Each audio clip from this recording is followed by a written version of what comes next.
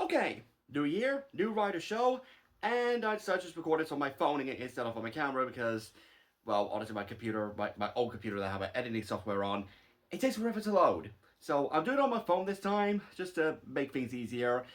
And yeah, for the first time since, I want to say episode 10 of Zero One, Jesus Christ, I'm talking about a new Kamen Rider series. In this case, Kamen Rider Gavv.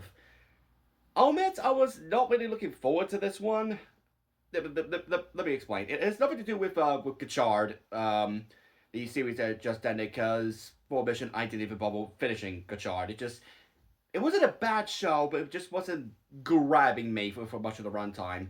It just and I think it had something to do with the protagonist being very blandly written. Again, Gachard, it's not a terrible show. If you enjoyed it, good for you. It's just it wasn't for me. Then I hear then of course news comes out about Kamen Rider Gavv and how it's apparently going to be food related, not just food related, but also sweetie related. And it's like it's an interesting thing to do with a Kamen Rider, with the fact we have a food based rider. But everything else that was kind of surrounding it just it did for some reason. Okay, I'll tell you what it is. Why I wasn't looking forward to it. It is aesthetically ugly. Like I legitimately do not like the aesthetic that they're going for with Gavv. Like his suit design. Okay, the suit design itself is fine, but the colors they chose for it, I know it's supposed to be like eye catching and for lack of a better term, popping off the screen, but something about that color scheme, with the way that the blue like gradients into yellow and purple, it just I don't know, it just didn't look right to me. I put that together with the silver and black of the underbase suit, as well as the the henshin belt Gavv. It just didn't look right to me. And yes, Gavv is actually the name of the I can't even call it the belt, but I guess I might as well explain it as I talk about the story. So, um, this and by the way, so sorry for any shaking this. I do not have the most stable floor. Um, so general premise is a I don't know what he is. A kid named Shoma and some ends up on Earth because, well, put it bluntly, he's an alien.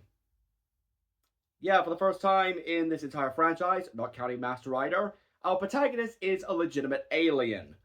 Alien, and it's not a case of it's a human born from alien DNA, as was the case with Banjo from Build. He is a legit alien. So, first for a franchise, I don't know. Anyways, he ends up falling to Earth and comes across this kid named Hajime, who obviously is weirded out by Shoba's eccentricity and quickly pieces together.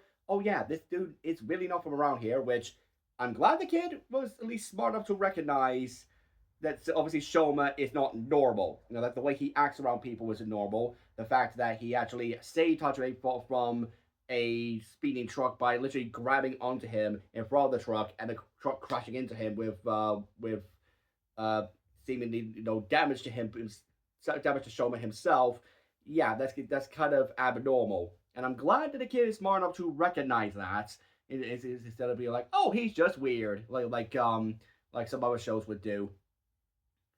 Uh, anyways,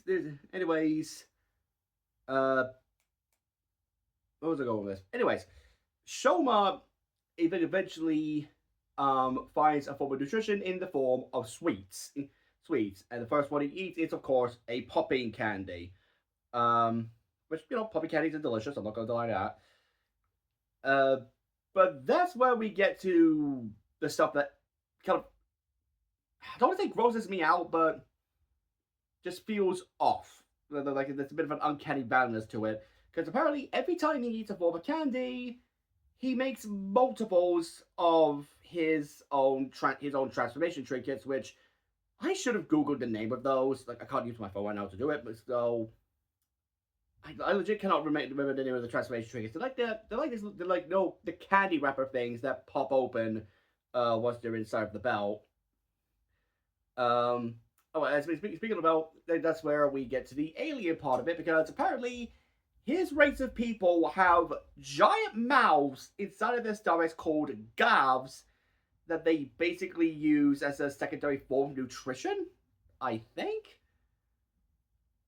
And okay, the the actual Gavv that Shoma uses is like garish red, has yellow teeth. It has a tongue sticking out of the damn thing, which like I only noticed that really like as of yesterday, looking closer at the design of Gavv and the the tongue. It's no, like I don't like it. Uh, whereas like, everyone else's Gavs just looks like a regular monster mouth. Mm-hmm. No, like you got the lips and like sharp white teeth and a little hint of a tongue in there, but it's it is visually disgusting. That's part of what irks me. I think that's part of what really turned me off of the premise of just the first episode, that the main character has a giant mouth in his belly. It's very off putting, you know. Like I'm glad we go back to the whole like go back to kind of like what they did with the Showa era with the transformation trinket actually being a part of them. But I didn't think that's how they would do it. Uh, but yeah, but yeah, one person has apparently been, like basically gathering up people because I want to say that Showa's species is called the Granutes. Granute. At least I think that's the name of his species. Could be the name of the monsters. I frankly do not know. I'm gonna have to Google that after this, and I'm sure someone in the comments is gonna correct me anyways. And basically they're here. They're coming to Earth in search of new livestock, essentially. And would you know what? Humans are just happen to be the most common livestock on the planet, aside from the animals. Is this going to be a crisis thing where they could go with just this one plan concerning humans instead of looking for any actual legitimate viable options? Well, I guess we'll have to wait and see. Episode 2 isn't out yet.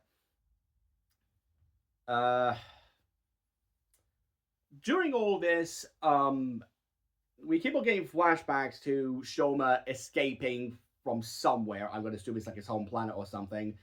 Especially since the first time we see him, he's literally like he's going through like this massive void full of doors, and when he falls through a door, he somehow, this is a weird thing, he falls through this flat wooden door. It opens up that way, and he somehow ends up falling out of the doorway of an airplane.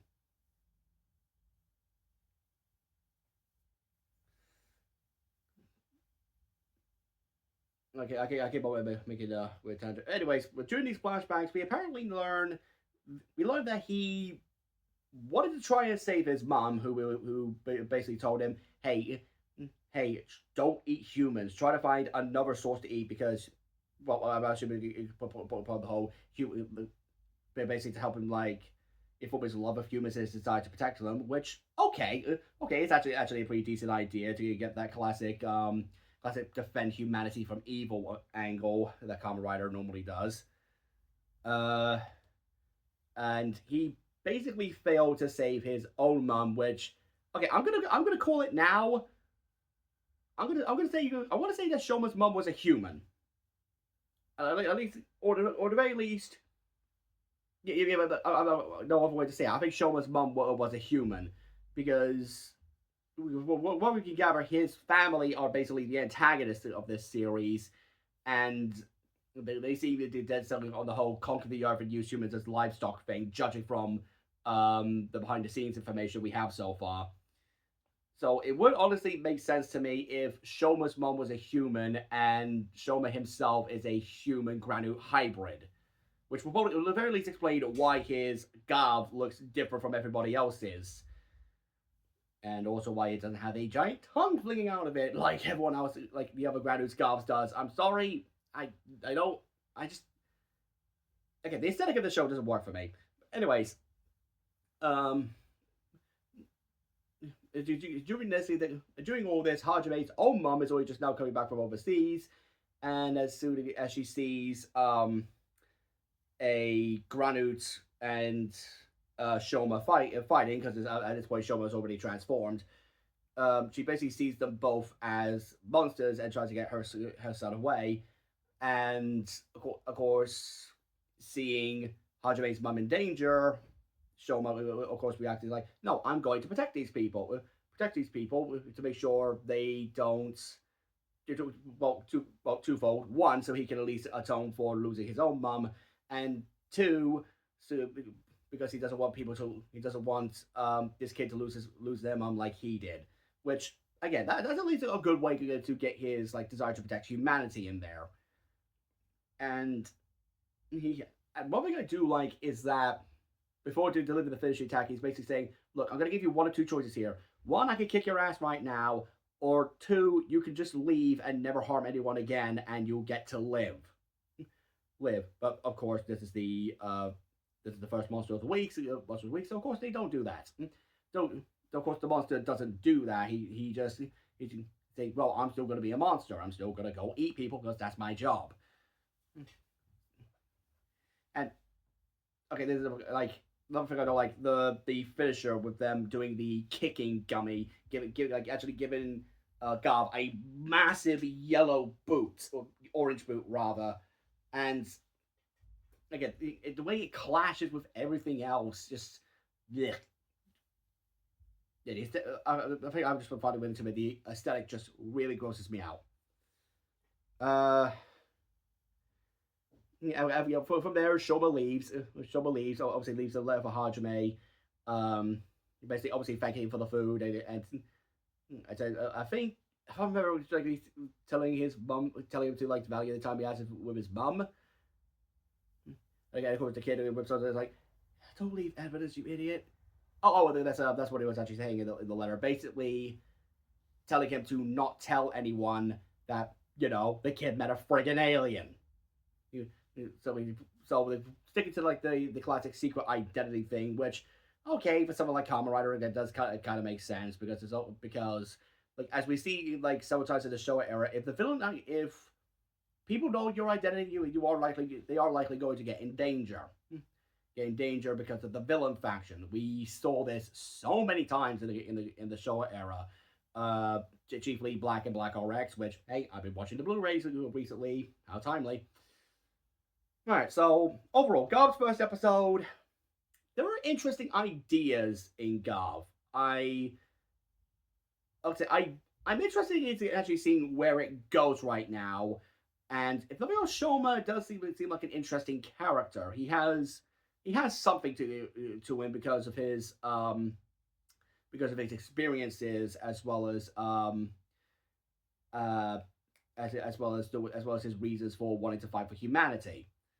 It's just the aesthetic of the show keeps on grossing me out. I just do not like the look of it, just because of the suits and the color scheme they use for those suits. Oh, okay. One thing I did forget to mention: there's this detective guy who's going around, basically investigating supposed reports of monsters. When his boss is telling him, "No, this is likely a case of a murder," especially since this guy he's not a detective; he's a journalist. Never mind. Sorry. I think this journalist guy is actually going to be our secondary as well. Which I see pictures of the secondary. His suit is so much better than Gavv's. Like, it is actually ridiculous how much better his suit is compared to Gavv's, just on the basis of having a better color scheme. And his is primarily red, cream, and brown. So yeah, I would at least recommend giving the first episode of Gavv a watch. I'm not the kind of person who says, "Oh, don't watch this. Oh, don't watch this. You're not gonna like it." Maybe the aesthetic works for you, but it just didn't work for me. That's why. Even if I'm interested in watching Gavv, I know I'm not going to be a fan of the design aesthetic for this series. Oh, okay. One last thing I just forgot to mention. One cool thing that they do is that during the fight, Gavv's suit takes damage. He loses his shoulder pads, loses a bit of chest armor, loses a bit of leg armor, and to replenish that, he actually grabs another one of the another popping gummy transformation trinket and pops it in his belt in order to rejuvenate the armor. That, I think, is actually a really clever way to incorporate his series gimmick. Still doesn't make it any less disgusting. So, yeah, first episode of Kamen Rider Gavv, it's fine. I've legitimately seen worse. I mean, I've seen Kamen Rider Zeo, for Christ's sake. who knows? Maybe I'll make this more of a weekly thing. It all depends what time, what hours I have off work, or whether or not I'm busy that day. I'll try to make this a more regular thing, and next time I'll definitely make sure to bring notes with me instead of just doing this off the cuff. All right, see you guys next week.